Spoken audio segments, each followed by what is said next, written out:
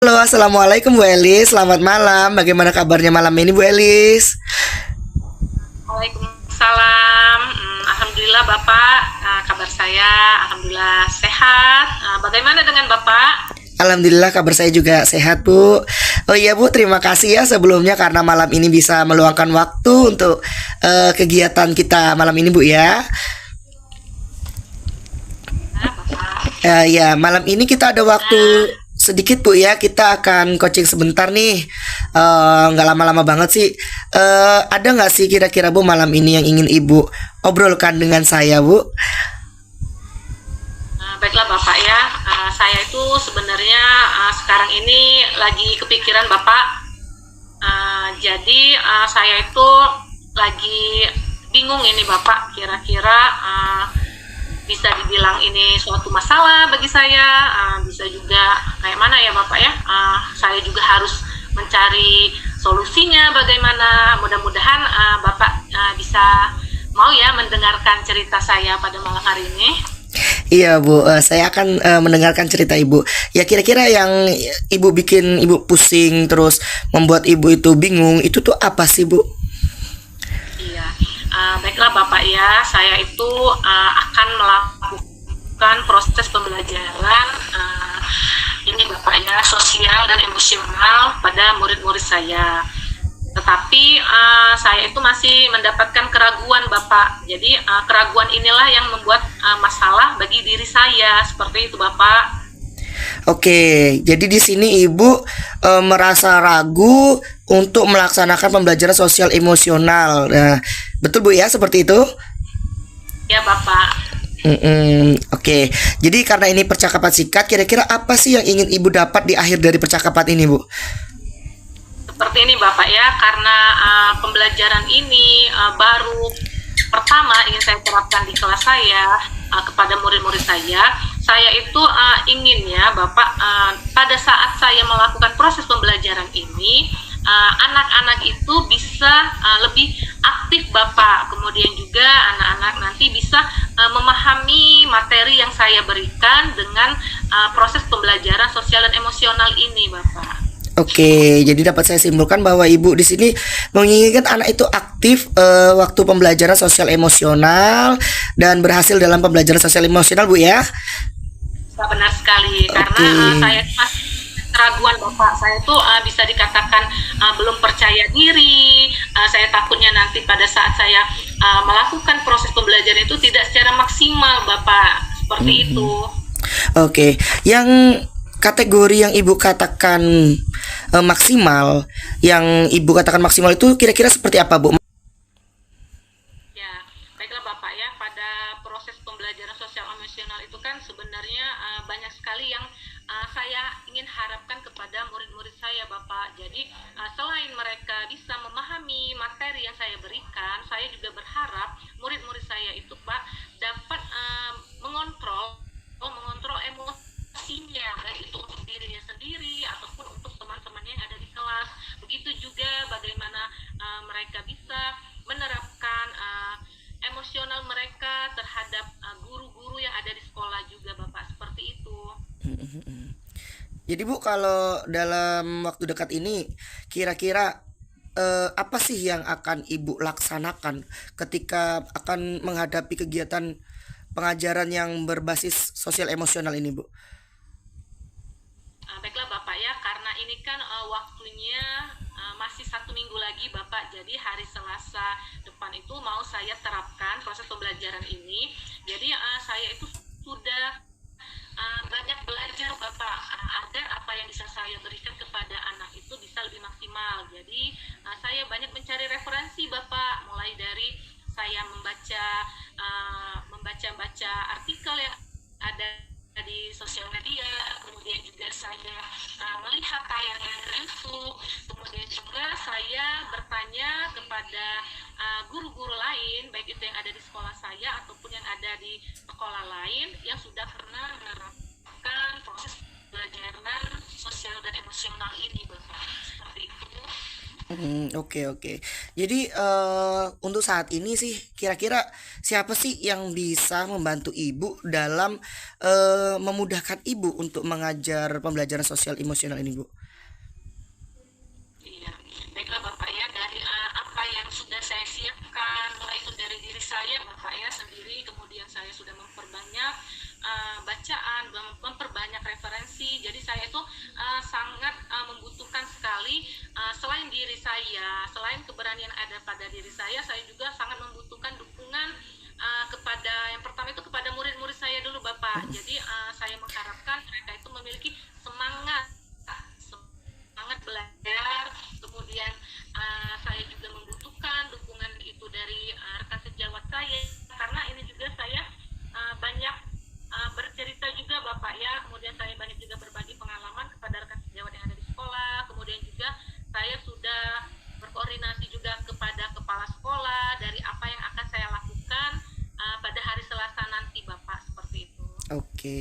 Jadi kira-kira yang persiapan ibu lakukan tadi ya kan, apa sih yang bisa dilakukan dalam waktu dekat ini, Bu? Kalau dalam waktu dekat ini Bapak ya, saya itu sudah menyiapkan modul ajarnya Bapak, kemudian juga menyiapkan perangkat pembelajaran lain seperti alat peraga yang nanti saya akan gunakan. Kemudian dalam proses pembelajaran sosial emosional itu juga saya sudah menerapkan teknik belajar juga Pak ya, bagaimana melakukan teknik SPOT, salah satu strategi pembelajaran yang ada di sosial dan emosional ini. Saya sudah berlatih bagaimana kepada murid-murid saya Bapak, seperti itu. Oke, jadi Bu ya, kalau sudah seperti itu di titik akhir ini Bu ya, di titik akhir percakapan ini, kira-kira yang Ibu dapat tangkap dari percakapan kita ini kira-kira apa Bu? Setelah Ibu bercerita dengan saya seperti itu. Bukan Pak, sebelum saya bercerita sama Bapak itu, hal ini merupakan kendala besar yang ada pada diri saya Bapak, karena saya itu merasa kurang percaya diri, saya kurang merasa ketakutan tersendiri kepada diri saya, takutnya proses pembelajaran yang akan saya lakukan itu tidak berhasil, yang nantinya menyebabkan anak tidak aktif dalam proses pembelajaran, kemudian juga anak tidak bisa menerima materi yang saya berikan. Tetapi di sini juga setelah saya melakukan meluapkan keluh kesah saya kepada Bapak, saya sudah bercerita kepada Bapak, akhirnya Bapak saya itu menumbuhkan semangat kepada diri saya, kemudian menumbuhkan rasa percaya diri kepada diri saya, sehingga nanti apa yang akan saya lakukan pada hari Selasa nanti bisa saya lakukan secara optimal Bapak, seperti itu. Oke Bu, terima kasih banget Bu ya. Bisa deh nanti kalau di minggu depan kita ngadakan ngobrol lagi, terus membahas umpan balik masalah ibu yang saat ini, siapa tahu hasilnya kan ada sesuatu yang baru seperti itu Bu ya. Nah karena sebenarnya kalau misalnya ini tadi Ibu tadi katakan tadi tidak mau ngobrol dengan saya, belum memberikan pemecahan masalah, akhirnya tersemukanlah pemecahan masalahnya. Berarti obrolan kita ini sudah memiliki yang bermakna Bu ya, menurut Ibu tadi ya. Iya Bapak, ini juga merupakan pencerahan bagi Bapak, seperti itu. Oke, semoga kegiatannya berjalan dengan lancar Bu ya, pembelajaran sosial emosionalnya yang akan Ibu laksanakan di minggu depan Bu ya. Oke. Saya juga berterima kasih ya Bapak ya, karena Bapak sudah meluangkan waktu untuk mendengarkan keluh kesah yang ada pada diri saya, kemudian Bapak bisa memberikan respon yang baik dari cerita yang saya ungkapkan pada malam hari ini Bapak. Oke Bu, ya udah Bu, ini waktu kita juga sudah habis. Terima kasih atas waktunya Bu ya. Saya akhiri. Selamat malam. Wassalamualaikum warahmatullahi wabarakatuh. Salam warahmatullahi wabarakatuh. Ya. Assalamualaikum warahmatullahi wabarakatuh. Selamat malam Bapak Edi. Waalaikumsalam warahmatullahi wabarakatuh. Selamat malam Bu Elis. Apa kabarnya malam ini? Alhamdulillah baik Bu. Ibu gimana kabarnya sendiri Bu? Pak ya, saya juga dalam keadaan sehat walafiat. Kayaknya sepertinya malam ini saya lihat dari wajahnya sepertinya menyimpan sesuatu ini. Iya Bu. Ada beberapa permasalahan nih di dalam pribadi saya. Maksudnya itu di dalam kegiatan saya belajar mengajar di sekolah Bu. Seperti itu. Oh, jadi Bapak lagi ada suatu masalah ya di dalam dirinya mengenai proses pembelajaran. Bisakah Bapak ceritakan uh, apa permasalahan yang sedang Bapak alami itu? Gini Bu, ceritanya kan minggu depan tuh saya mau disupervisi nih sama kepala sekolah. Nah, karena di sekolah baru ini saya juga masih baru pertama kali masuk kelas, baru beberapa bulan ya, belum belum lama banget nih. Saya tuh khawatir Bu, maksudnya tuh dengan apa yang nanti disupervisi oleh kepala sekolah itu tidak sesuai dengan harapan beliau. Jadi apa yang saya sampaikan di pembelajaran itu kurang pas gitu menurut beliau. Seperti itu Bu. Jadi kalau saya lihat dari pembicaraan Bapak, Bapak memiliki rasa khawatir ya Bapak karena ini baru pertama kali yang akan Bapak lakukan Ih, supervisi ini. iya Bu, Seperti benar itu. sekali. Benar, benar, benar sekali Bu. Jadi ada kayak perasaan cemas, takut ada melakukan kesalahan. Padahal kalau dipikir juga sih sebenarnya ya wajar seorang guru disupervisi oleh kepala sekolah. Tapi kali ini baru pertama kali Bu, seperti itu. Itu pertama kali ya. Jadi menumbuhkan banyak sekali keraguan di dalam diri Bapak seperti itu. Iya Bu, benar sekali. Sangat-sangat ragu sekali. Apa sih Pak yang menyebabkan Bapak memiliki rasa seperti itu? Bapak bisa menjadi merasa khawatir, merasa kurang percaya diri. Sebenarnya apa yang mendasari Bapak seperti itu? Yang dasar utamanya itu sepertinya sih lebih pada hasil supervisinya. Jadi hasil umpan balik dari kepala sekolah yang tidak sesuai dengan apa yang saya sampaikan. Jadi saya tuh khawatirnya gini Bu, ketika saya nanti mengajar di kelas dan disupervisi oleh kepala sekolah, saya itu mengajar murid dengan gaya belajar saya, tetapi itu kurang pas menurut kepala sekolah seperti itu Bu. Jadi Bapak itu merasa kurang pas. Jadi tidak adanya keselarasan Iya. antara Bapak dan kepala sekolah. Kira-kira Bapak bagaimana Bapak menyikapi permasalahan yang ada pada diri Bapak? Kemudian apa sih yang akan Bapak lakukan seperti itu untuk meminimalisirkan rasa keraguan di dalam diri Bapak?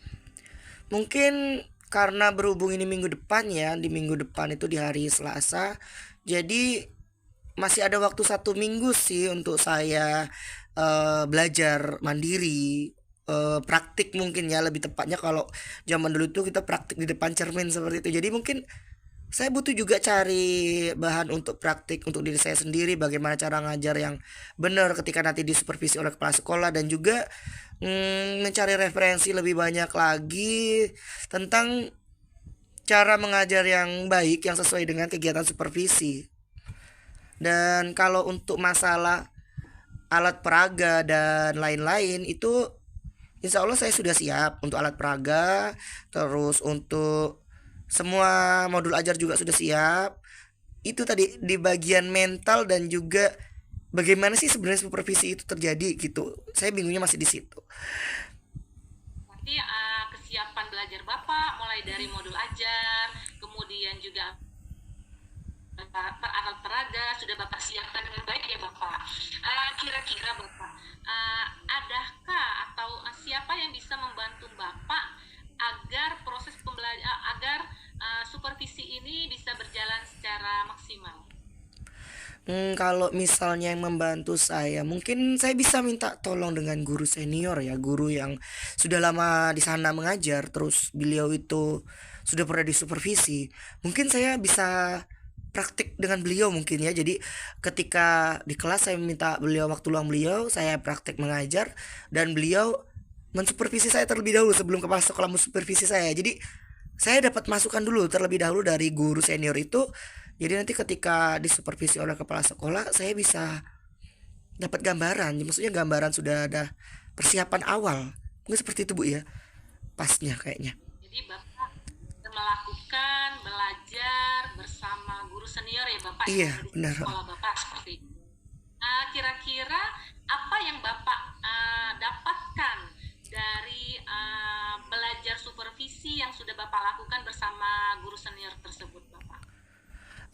Kalau didapatkan sih mungkin pengalaman, lebih tepat pada pengalaman, terus kesiapan di situ, kesiapan apa saja sih yang perlu kita siapkan ketika supervisi, terus pengalaman-pengalaman beliau mungkin nanti akan diceritakan kepada saya dan saya bisa mengambil poin-poin penting dari pengalaman tersebut dan saya jadikan sebagai landasan saya ketika disupervisi nanti. Jadi itu bisa menjadi suatu pemecahan masalah. Iya benar sekali Bu. Hah. Jadi yang sudah Bapak lakukan itu sudah sangat baik ya Bapak ya, mulai dari kesiapan awal yang sudah Bapak lakukan, sudah menyiapkan modul ajar, kemudian alat peraga, kemudian juga Bapak sudah belajar bersama guru senior yang ada di sekolah. Tetapi kan di sini menjadi kendala bagi Bapak itu kesiapan mental Bapak karena ini merupakan supervisi yang baru pertama kalinya yang akan dilakukan. Ya seperti itu.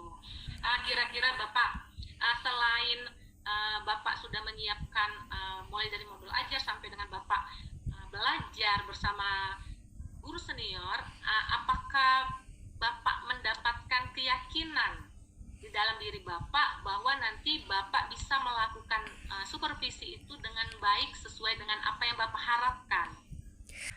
Secara garis besar kemungkinan iya Bu, saya sudah bisa membayangkan bahwa supervisi nanti yang akan dilaksanakan itu akan berjalan dengan lancar dan sesuai dengan apa yang saya harapkan, karena persiapan-persiapan yang saya siapkan tadi itu sepertinya menjadi suatu pemecahan masalah untuk saya sendiri. Apa yang saya takutkan di situ dapat saya atasi. Ya benar sekali seperti itu Bu. Jadi Bapak sudah bisa ya Bapak untuk mengatasi permasalahan yang nantinya menjadi keraguan bagi diri Bapak sendiri seperti itu. Kemudian Bapak setelah kita sudah lama berbicara ini, kalau memang misalkan bisa dituangkan dalam bentuk angka 1 sampai 10 ketika Bapak sebelum bercerita kepada saya dan dengan selesainya pembicaraan kita ini, kira-kira sekarang Bapak berada di posisi berapa?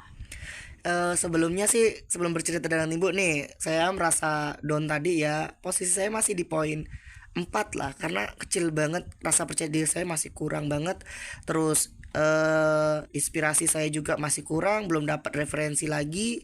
Tapi setelah mengobrol dengan ibu, alhamdulillah saya merasa percaya diri dan percaya diri saya udah meningkat menjadi 8 sampai 9 karena apa ya, semua itu sudah tergali semua dan saya dapat sebuah pencerahan bagaimana menghadapi supervisi nanti dengan mental saya saat ini.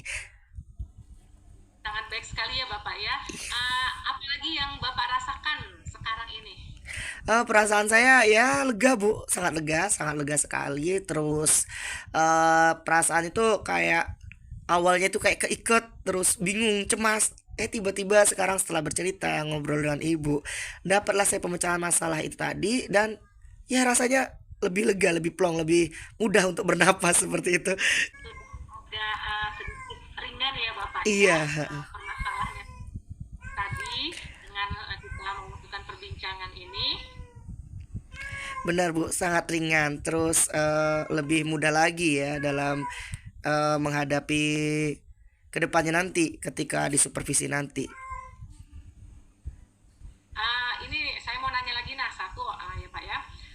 Kira-kira tadi sudah Bapak jelaskan ya apa yang harus Bapak siapkan, kemudian mengenai permasalahan mental yang Bapak akan rasakan nanti. Kira-kira setelah kita bercerita ini, apa apa sih nanti yang akan bisa Bapak lakukan pada saat supervisi bersama kepala sekolah itu agar bisa berjalannya sangat maksimal, jadi sesuai dengan apa yang Bapak harapkan.